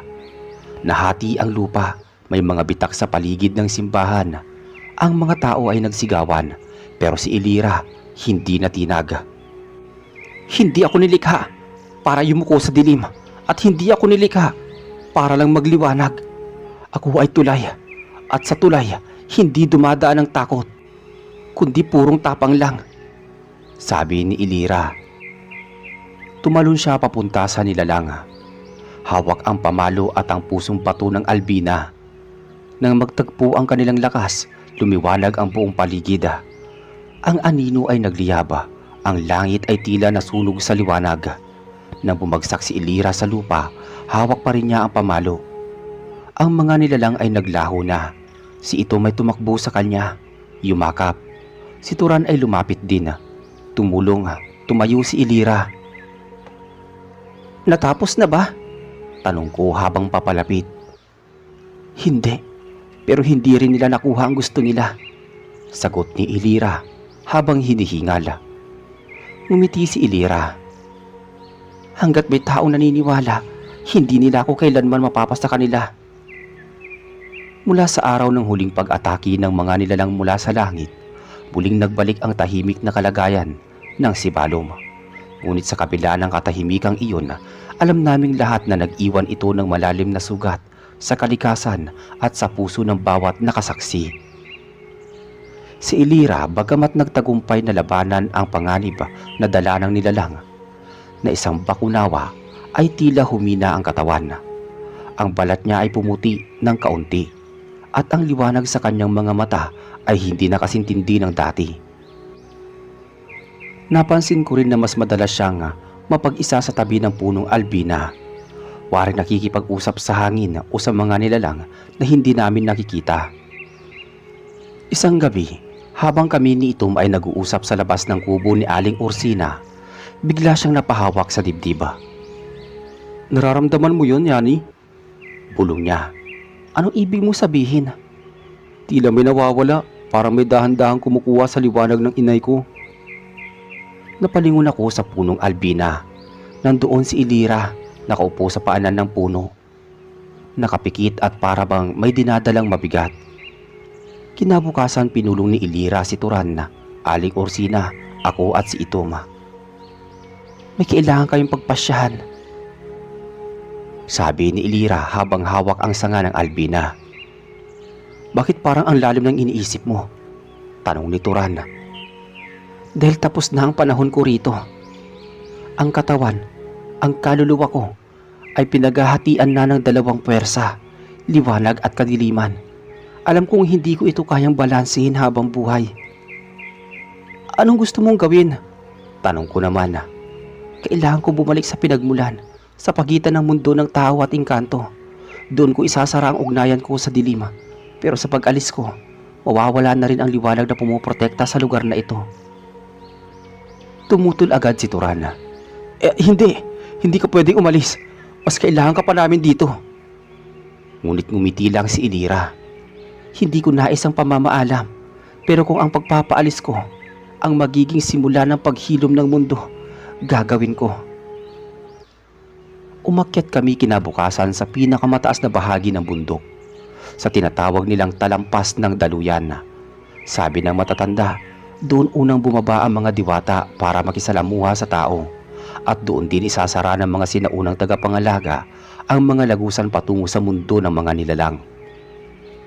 Habang nasa itaas, hinawakan ni Elira ang puso ng Albina na ibinigay sa kanya ni Itom noong labanan nila ang Bakunawa. Dahan-dahan niya itong inilagay sa gitna ng batong bilog na tila altar ng mga engkanto. Lumakas ang hangin, kumislap ang langit, ang lupa ay tila humina. Lumapit si Itom. Inay, hindi ba ako pwedeng sumama sa'yo? Hindi anak, dito ka na. Dito ka ligtas. Ikaw ang alaala ko. Ikaw ang paalala na kahit sa puso ng dilim, kayang sumibol ang liwanag. Lumapit naman si Turana. Elira, salamat. Salamat sa paniniwala sa amin. Sa pagpili sa amin. Kahit kailanman hindi mo kailangan gawin yun. Ngumiti si Elira. Ikaw ang dahilan kung bakit ko piniling labanan ng isang nilalang. Dahil sa'yo, naniwala ako may kabutihang nag-aabang sa isang tulad kong itinuring na sumpa. At sa huling pagkakataon tumingin siya sa akin. Yani, isulat mo ito, hindi para sambahin ako, kundi para malaman ng susunod na henerasyon na minsan may isang nilalang na hindi piniling sumuko sa kanyang madilim na pinagmulan. May isang Elira. Tumayo siya sa gitna ng bilog. Binuka ang mga palad mula sa kanyang katawan. Sumambulat ang liwanag. At magkahalo ang liwanag at dilim. Umikot, sumasayaw sa hangin. Tumama ito sa kalangitan, sa mga lupa, sa mga ugat ng puno at sa tubig ng ilog. Maya-maya, unti-unti siyang naging liwanag hanggang sa tuluyang maglaho. Tahimik ang lahat pagkatapos noon. Walang salita, wala ni isa mang umiyak sapagkat ang katahimikan na ang pinakamataas na pagpupugay sa isang nilalang na nagtaya ng lahat kahit hindi siya tanggap ng mundong ito. Lumipas ang mga taon na ako ay tumanda na rin. Si Itom ay naninirahan sa Sibalom at naging manggagamot. Hindi siya umalis sa tabi ng punong Albina. Si Turan piniling manatiling tagapagbantay ng baryo. Si Aling Ursina ay pumanaw sa kanyang pagkatanda. At binanggit niya ang salitang, ang anak ng liwanag at ang dilim ay hindi lang alaala. Madalas may batang naglalaro sa tabi ng puno ng Albina. May mga nagsasabing may boses silang naririnig kapag naglalakad sa gubat. Isang tinig na malumanay, puno ng pag-asa. At sa tuwing bumubuhos ang ulan, habang may bahaghari, tumayo si Itom sa gitna ng plaza, nakatingin sa langit.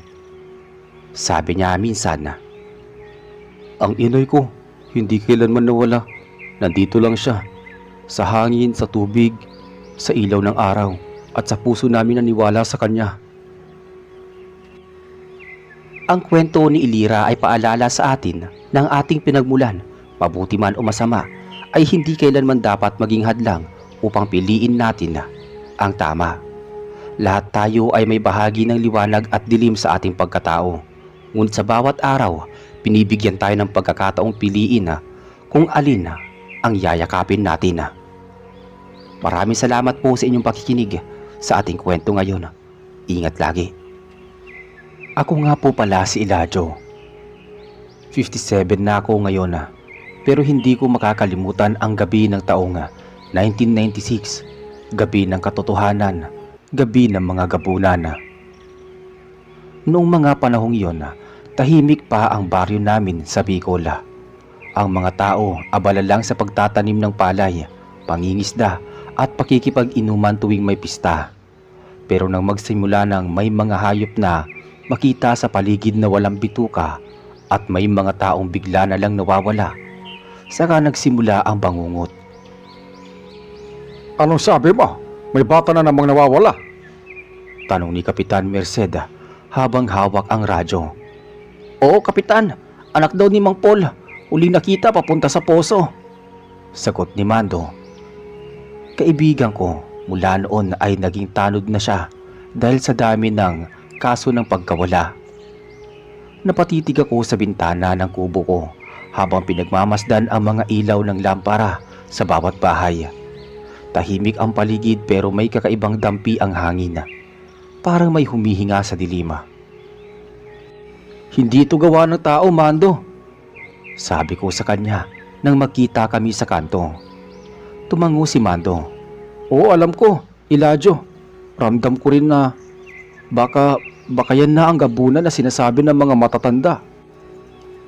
Humigpit ang hawak ko sa kwintas na iniwan ng nanay ko bago siya nawala. Isang maliit na bilog na bato, may ukit ng araw at buwan na ayon sa kanya'y galing sa isang matandang engkanto.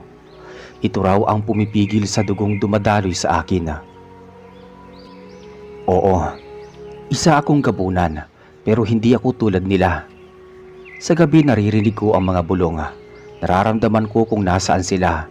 At noong gabing yun hindi ako nagkamali. May darating ngayong gabi. Sabi ko kay Lira, isang albularyang dalaga na may kakaibang kakayahan. Sigurado ka ba? Tanong niya habang nilalagay ang langis sa isang puting tela.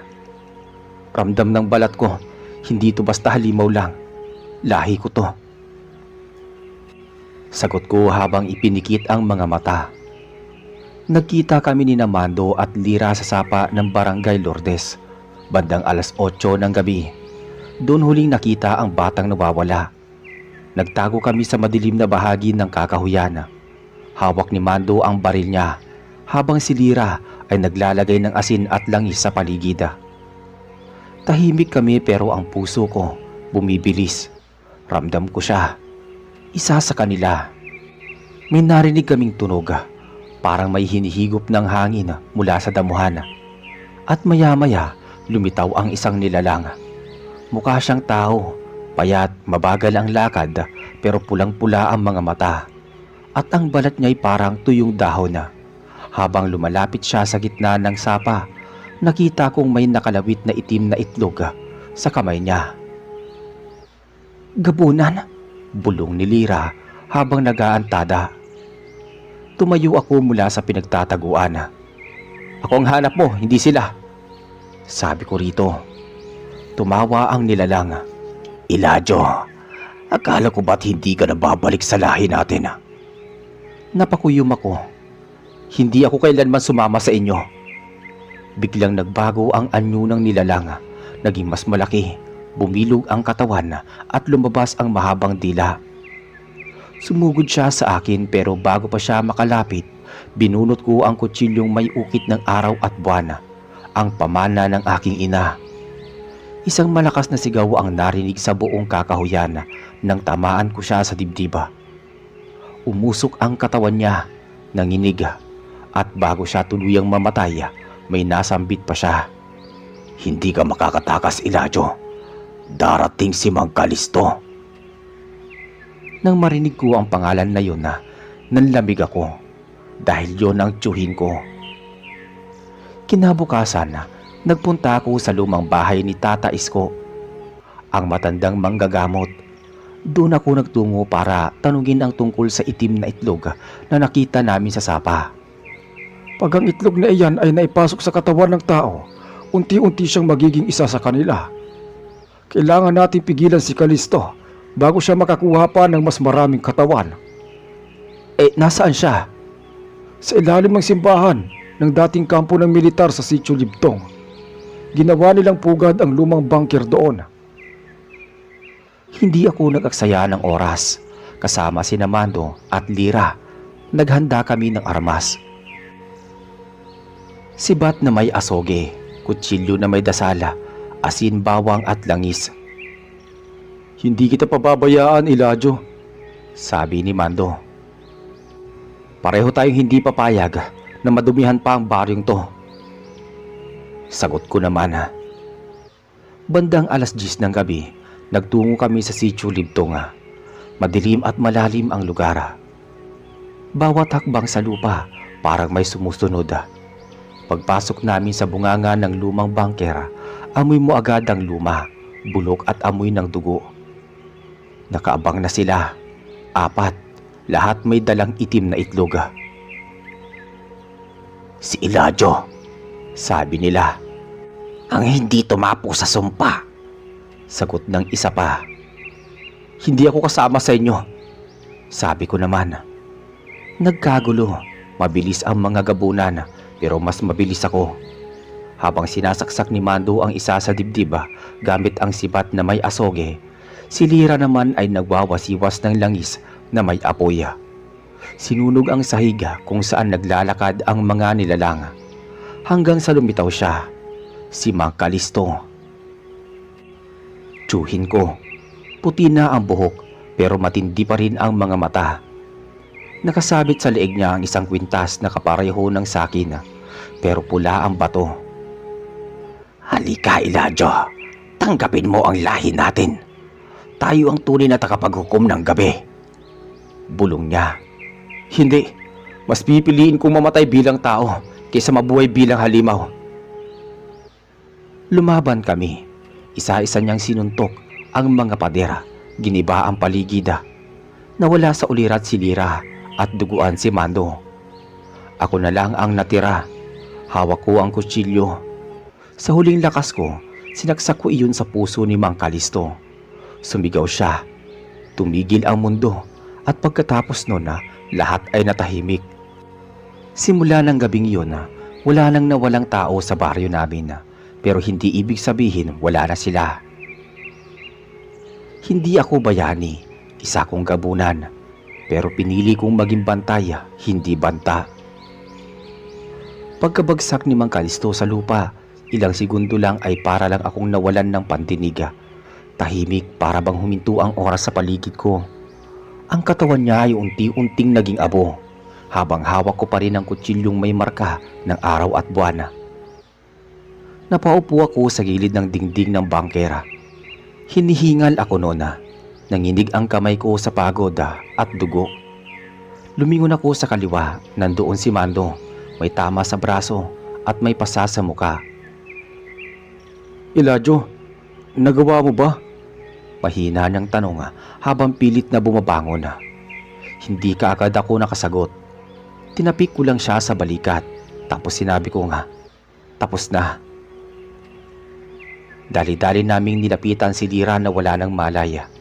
May gasgas siya sa sintido at may bahagyang sugat sa binti. Kinuha ko ang langis sa kanyang bewang at pinahira ng sugat niya. Mando, buhatin mo siya. Kailangan natin makaalis dito bago pa may dumating na iba. Utos ko. Walang imik na tumango si Mando at agad na binuhat si Lira. Habang papalabas kami ng bangkera, napansin ko ang isang ukit sa padera na hindi ko nakita kanina. Isang malaking bilog, may mata sa gitna at sa ilalim nito ay may salitang hindi ko maintindihan. Pare, bilisan na natin. Sabi ni Mando. Teka, sandali lang. Sagot ko naman. Lumapit ako sa ukit at inilapit ang kwintas na iniwan ng nanay ko. Sa hindi ko inaasahan, kumislap ang bato ng kwintas at nagliwanag ang ukit. Biglang nagbukas ang maliit na bahagi ng padera. May nilalaman. Isang lumang kahon na yari sa kahoy na itima. May balot ng telang pula at kinuha ko yun at saka kami mabilis na lumabas ng bangkera. Kinabukasan, nagising si Lira sa loob ng bahay ni Tata Isko. Doon kami pansamantalang naglagi habang nagpapagaling. Elijyo, mahina niyang bulong. Ayos lang, ligtas ka na. Sagot ko habang nilalagyan ko ng langis ang mga sugat niya. Ano yun? Yung nakita mo sa bangker? Tanong ni Lira habang tinuturo ang kahon sa mesa. Inuukit sa pader, parang proteksyon o lihim. Hindi ko pa nabubuksan. Sabi ko sa kanya. Biglang dumating si Tata Isko. May dalang pinaghalong dahon at pulbos. Yung kahon na yan, hindi basta-basta binubuksan. May selyo yan ng gabunan. Kapag mali ang pagbukas, pwedeng bitawan ng sumpa. Paano natin malalaman kung ligtas? Kailangan natin ng orasyon at dugo ng taong may lahing gabunan. At ikaw ang meron nun, Elijyo. Sabi ni Tata Isko. Walang tanong lumapit ako at pinisil ang hintuturo ko hanggang tumulo ang dugo. Tumulo ito sa ibabaw ng kahon at agad itong kumislap. Unti-unti itong bumukas. Sa loob ay may isang lumang papel, isang pirasong bato na itim na parang obsidian, at isang panyo na may simbolo ng araw at buwan at pati ng mata. Yan ang tanda ng huling tagapagbantay ng gabi. Bulong ni Tata Isko. Anong ibig sabihin ito? Tanong ko. Tapos na si Kalisto, pero ang sumpa ng gabunan buhay pa. Ang mga itlog na naiwan niya, pwedeng lumaki at maging bago. At ikaw na ang tanging may kakayahang hanapin at wakasan ang mga natirang binhi. Humigpit ang hawak ko sa panyo. Meron pa pala akong obligasyon. Makalipas ang ilang linggo, bumalik sa normal lang takbo ng baryo. Pero hindi pa rin ako nakakatulog ng mahimbing. Sa tuwing lumalalim ang gabi, nararamdaman ko pa rin ang kirot sa aking dibdib. Hindi dahil sa tugat, kundi dahil sa bigat ng katotohanang hindi pa tapos ang laban. Isang gabi, habang nagbabantay ako sa gilid ng taniman, narinig ko ang huni ng ibon na hindi pangkaraniwan. Sunod-sunod, parang tinatawag ako. Lumapit ako sa puno ng mangga sa dulo ng sakahan. Doon ko nakita ang isa sa mga itlog. Maitim, parang basang putik at may maliit na galaw sa loob. Mabilis akong lumapit at ibinao ng kutsilyo ko. Isa na naman, bulong ko sa aking sarili. Pag uwi ko, sinalubong ako ni Lira sa harap ng bahay ni Tata Isko. May nakita rin akong isa sa may ilog. Marami pa sila. Alam ko, sagot ko naman. Lumapit siya at iniabot ang isang bagong kwintas na gawa sa kahoy. May ukit din ng mata. Galing kay Tata Isko, pampalakas at proteksyon. Pero hindi para sa'yo lang, para sa ating lahat. Dahil sa laban na to, hindi ka nag-iisa. Sabi ni Lira. Napatingin ako kay Lira. Napansin ko ang lalim ng pagod sa kanyang mga mata. Pero hindi siya natatakot. Dumating si Mando, bitbit ang dalawang itim na itlog sa may sako. Nakita ko to sa ilalim ng kubo ni Mang Cardo. Unti-unti na silang kumakalat. Hindi lang tayo ang target nila. Lahat ng baryo sa paligid posibleng may itlog na rin. Nilingon ko sila. Hindi na to laban ng isang gabunan na kumukontra sa lahi niya. Laban na to ng mga taong ayaw ng kasamaan sa mundo. Sabi ko rito. Mula noon bumuo kami ng isang lihim na pangkat sa loob ng baryo. Kami lang tatlo, ako, si Mando at si Lira. Hindi alam ng mga taga-baryo ang totoo. Ang alam lang nila na tapos na ang lagim. Pero ang totoo, patuloy pa rin na ang lagim. At sa bawat dilim na sumasakop sa paligid, may mga nilalang pa ring lumalapit. Hindi na kami naghihintay pa ng biktima. Kami na ang lumalapit sa panganib. Saka ko lang lubos na naiintindihan ang sinabing huling habili ng nanay ko bago siya nawala. Lumipas ang ilang buwan. Akala ng lahat ay bumalik na sa normal ang lahat. Pero sa likod ng masayang pagtitipon sa palengke at sayawan sa barangay plaza, alam naming may mga bagay pa rin gumagalaw sa dilima. Minsan may mga baboy na biglang nagkakanda sugat-sugat sa loob ng kulungan. Minsan naman may mga manok na parang piniga ang leeg at nawala ng dugo. Sinisisi ng mga matatanda ang ligaw na hayop o masamang hangin.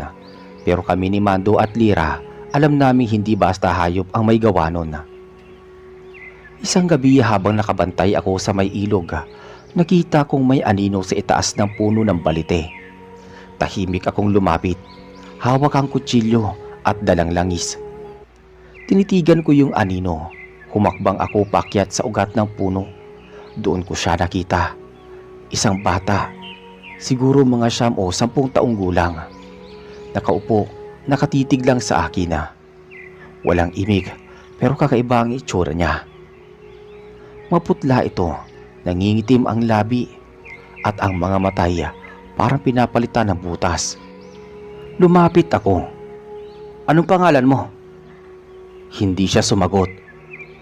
Tumayo lang siya at tumalikod. Bigla siyang tumalon pababa mula sa taas ng puno. Bumagsak siya sa damuhan pero hindi nasaktan. Tumakbo siya papunta sa kagubatan. Sumunod ako sa kanya. Duman ako sa likod ng mga talahiban sa may palayan hanggang sa makarating ako sa dating bahay ni Mang Kalisto, ang luma nilang ancestral house sa gilid ng bundok. Matagal na itong abandonado pero ngayon may ilaw sa labas.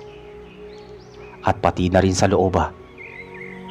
Dahan-dahan akong lumapit. Mula sa bintana, nakita ko ang batang lalaki. Nakaupo siya sa may sahiga at sa harap niya may itim na itlog. Mas malaki sa mga dati naming nakita. Habang tinititigan niya iyon, parang may sinasambit siya na di ko maintindihan. Nagulat ako nang biglang sumulpot sa likod niya ang isang matandang babae. Kulubot ang balat, nangingitim ang mga kuko at ang buhok ay puting-puti pero tila laging basa. Humawak ito sa balikat ng bata at bumulong. "Lahi ni Kalisto, lahi mo makapangyarihan," bulong ng matanda. Hindi na ako nagpatumpik-tumpik. Hinila ko ang bote ng langis, binasag sa pader ng bintana at inihagis papasok ang apoy at sumabog ito at nagliyab sa loob. Nagsisigaw ang bata at ang matanda, ngunit sa halip na tumakbo palabas, nagtago sila sa likod ng altar sa loob ng bahay. Binuksan ko ang pinto gamit ang sipa. Pumasok ako, sinundan ng usok. Walang ingay doon. Wala na ang bata, wala na rin ang matanda. Kinabukasan tinawag ko si Mando. Nakapasok na sila sa bahay ni Mang Kalisto. Posibleng hindi lang itlog ang inaalagaan nila. Posibleng may kinukondisyon silang bagong katawan. Sabi ko habang nakaupo kami sa bangko sa ilalim ng punong mangga. Pwedeng yung bata o baka yung tagapagmana ng lahi nila, sagot ni Mando. Hindi ko alam, pero may bago sa aura nila. Hindi ito tulad ng mga nakalaban natin dati. Mas malakas, mas organisado. Dumating si Lira, may dalang bagong tala mula kay Tata Isko. May lumang orasyon na nagsasabing kapag naipon ng 7 sa itim na itlog, magbubukas ang pintuan sa dilim ng ikalawang lahi. At kung sino man ang unang nilalang na tumatanggap nito, siya ang magiging bagong pinuno ng mga gabunan. 7 itlog? Napatayo si Mando. Ilan na nakuha natin? 5 pa lang. Ibig sabihin may 2 pa, dagdag ni Lira. Teka, yung nakita ko kagabi mas malaki. Baka yun ang pang-6. Hindi na kami nag-aksaya ng oras. Muling bumuo ng plano. Kailangan naming hanapin ang huling 2 itlog bago pa ito magpasama-sama ng mga nilalang ng dilima. 2 gabi pagkatapos noon, tumanggap kami ng balita na may bagong bangkay na natagpuan sa barangay Malasugi, mga 5 kilometro mula sa amin. Lalaki yun, 40 taong gulang. Wala nang laman loob ng tiyan. Itim ang balat sa may bandang dibdiba. Pumunta kami roon. Bakit parang may marka ng gabunan pero kakaiba to? Bulong ni Lira habang sinusuri ang katawan. Tignan mo to. Sabay turo ni Mando sa lupa. May 3 itim na alupihan na naglalakad pabalik sa gubat. Hinabol namin yun. Pagdating sa gitna ng dubat, may nakita kami bagong hukay. Binuksan ni Mando gamit ang pala. May sako sa loob at sa loob ng sako nandoon ang pang-6 na itlog. Nang ilabas namin ito, biglang lumitaw mula sa puno ang batang lalaki. Nakasuot siya ng puting kamiseta pero ang mga mata niya pulang-pula. Nakasunod sa kanya ang matandang babae na nakita ko sa bahay ni Mang Kalisto. "Huwag niyong kukunin yan. Para sa amin yan," banta ng matandang babae. Hindi ko hayaang mabuo ang lahi niyo," sagot ko naman. "Pero isa ka sa amin," sabat ng bata. "Hindi ko pinili yan." Sabay-sabay silang lumundag mula sa mga puno. Si Mando binaril kaagad ang matanda. Isang tama sa dibdiba. Napasigaw ito at biglang naging usok. Si Lira naman ay inihagis ang langis papunta sa bata. Tumama ito sa paa niya at napahiyaw siya. Sinamantala ko ang pagkakataon. Binunot ko ang kutsilyo at itinaga ito sa itlog. Sumabog ito. May sumirit na itim na likido pero hindi na nabuo. Sa gabi ring iyon, bumalik kami sa bahay ni Tata Isko. Nakuha na nila ang mga bata. Isa-isa nilang kinukumbinsi. Yung matandang babae, hindi ko pa alam kung sino siya. Pero malamang konektado din siya kay Kalisto. Sabi ni Lira habang pinupunasan ang sugat sa kanyang braso. Isang itlog na lang. At alam nating hindi nila tayo tatantanan. Lumapit si Tata Isko. May paraan para makita kung nasaan ang huling itlog. Pero hindi kayo pwedeng tatlo lang. Ano ang kailangan, Tata? Kailangan ng dugo ng gabunan, dasal ng albularyo at proteksyon ng tapang. Kailangan niyong sumanib sa isang sinaunang ritual. Naghanda kami kinabukasan. Bandang alas 12 ng hating gabi, nagsinti kami ng apoy sa gitna ng punso sa tabing bukid at inilagay ni Lira ang anting-anting ng kanyang lola. Habang ako naman ay pumatak ng dugo sa ibabaw ng bato.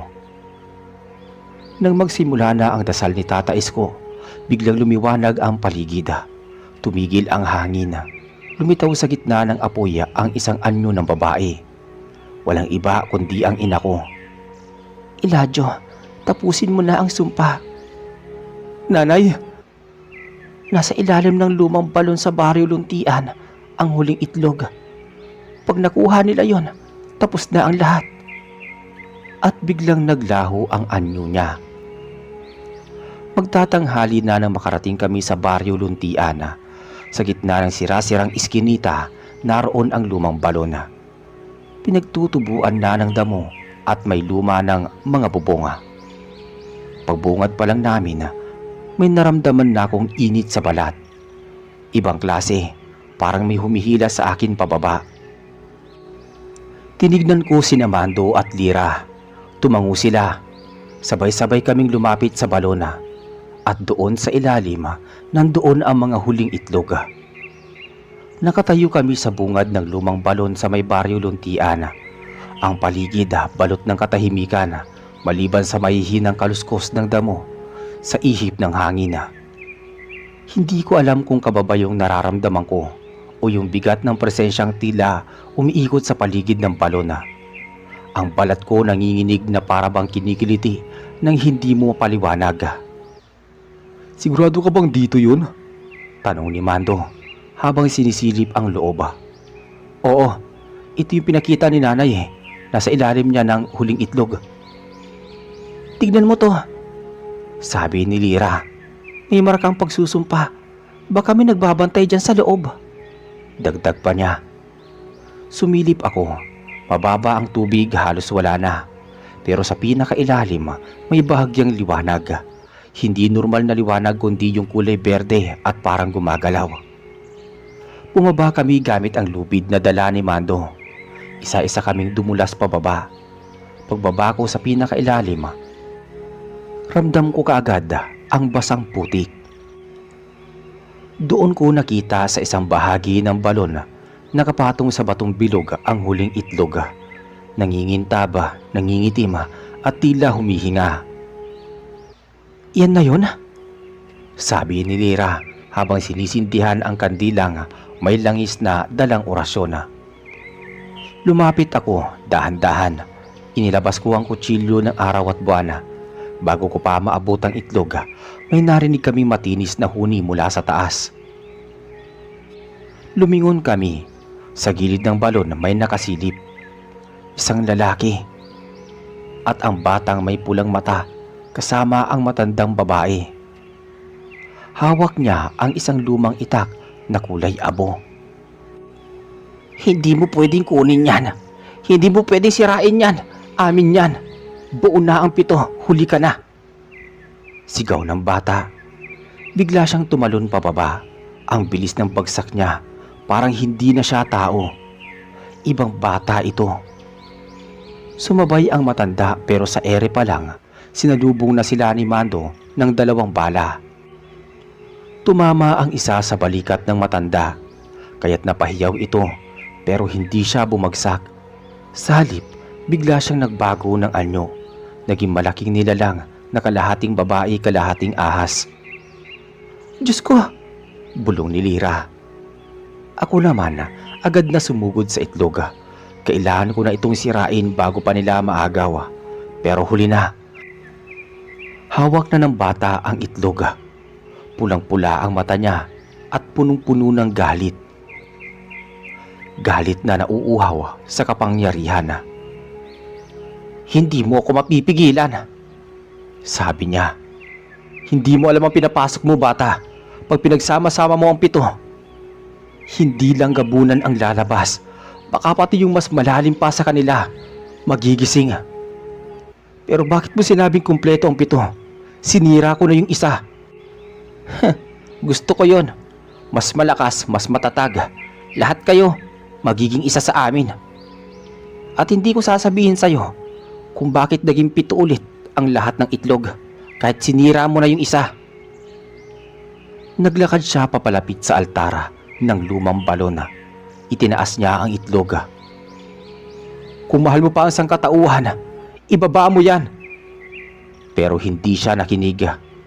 Nilapitan ko siya at sinubukang sunggaban, pero bago pa siya maabot, sinugod ako ng matandang babae. Sa lakas ng tama, tumilapon ako sa pader ng balon. Napaluhod ako sa sobrang sakit. Elijah! Sigaw ni Mando habang inaasinta ang babae. Isang tama sa leeg. Umuga ang katawan ng matanda, pero bago pa siya mabagsak, lumabas mula sa tiyan niya ang parang itim na usok. Tumungo ito sa itlog na hawak ng bata at pinasok ito. Kumislap ang itlog, napunit ang paligid ng balon. Umugong ang hangin. Ayoko nang palakihin pa to, sigaw ni Lira. Hinagis niya ang bote ng langis sa harap ng bata, sabay bitaw ng apoy. Sumabog ito pero nakatayo pa rin siya, parang hindi nasusunog. Tumayo ako. Dugo ang tumulo sa labi ko, pero hindi ko alintana. Pinilit kong lapitan ang bata. Bata ka pa, hindi ka pa huli, sabi ko sa kanya. Hindi mo ako mapipigilan, sigaw niya. Itinaas ang itlog, pero bago niya ito maibagsak sa altara, tumalon ako at buong lakas na tinaga gamit ang kutsilyo, ang kamay niyang may hawak. Tumilapo ng itlog, bumagsak sa gitna ng apoy. Malakas ang pagsabog. Nagdilima ang paligid. Nang gumising ako, wala na kami sa ilalim ng balon.